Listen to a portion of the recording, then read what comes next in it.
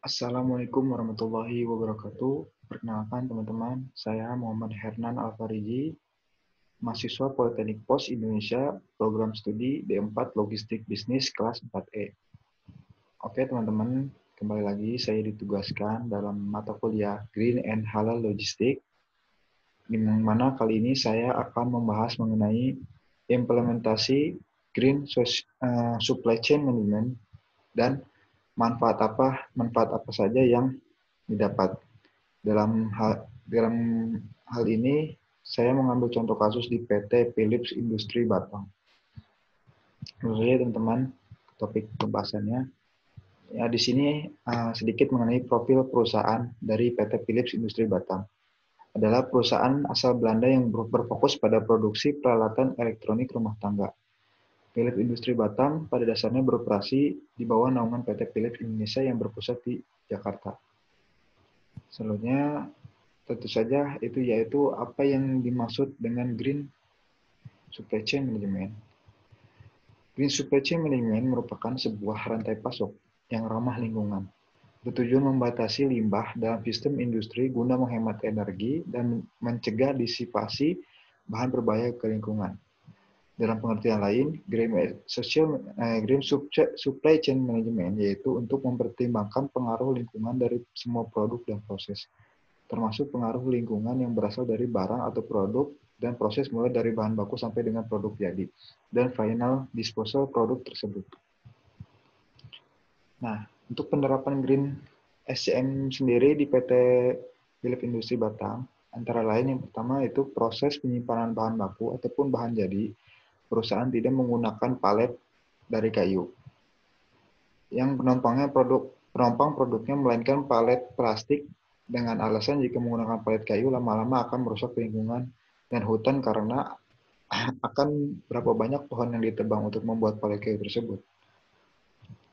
Nah, yang kedua, perusahaan dalam produksinya melakukan penghematan air dengan cara menampung tetesan air conditioning atau AC di setiap ruangan yang ditampung. Jadi satu di bak besar yang nantinya air tersebut digunakan untuk membersihkan alat-alat produksinya sendiri. Selanjutnya, perusahaan mempunyai ruangan khusus untuk pengelolaan limbahnya, berupa limbah cair dan padat atau limbah B3. Ruangan tersebut sering disebut ruangan WWT atau Waste Water Treatment yang berfungsi mengolah limbah sehingga limbah tidak ada yang terbuang ke lingkungan, ataupun ke solokan yang airnya mengalir ke laut dan merusak ekosistem laut. Yang terakhir yaitu perusahaan Philips Industri Batang tidak hanya menjaga kualitas produknya, tapi juga keramahan lingkungan terhadap produk yang diproduksinya dengan menciptakan produk-produk yang hemat daya, efisien, dan tidak merusak lingkungan.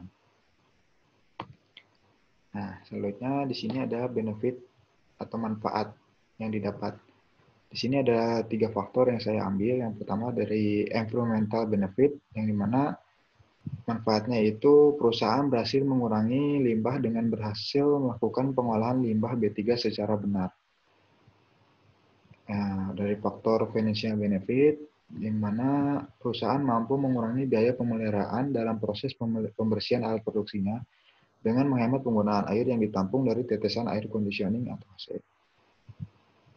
Nah, selanjutnya, perusahaan mampu mengurangi biaya dalam proses penyimpanan, di mana perusahaan tidak menggunakan palet kayu dan mengganti dengan palet plastik dikarenakan palet kayu akan lebih cepat rusak dan merusak lingkungan karena kayu tersebut dihasilkan dari penebangan pohon yang semakin lama akan merusak lingkungan.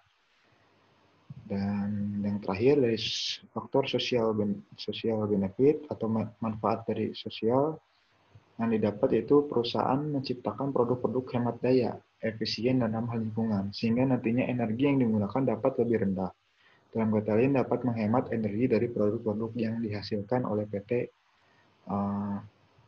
Philips Industri Batang tersebut.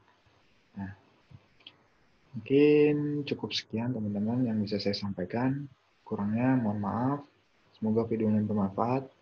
Assalamualaikum warahmatullahi wabarakatuh.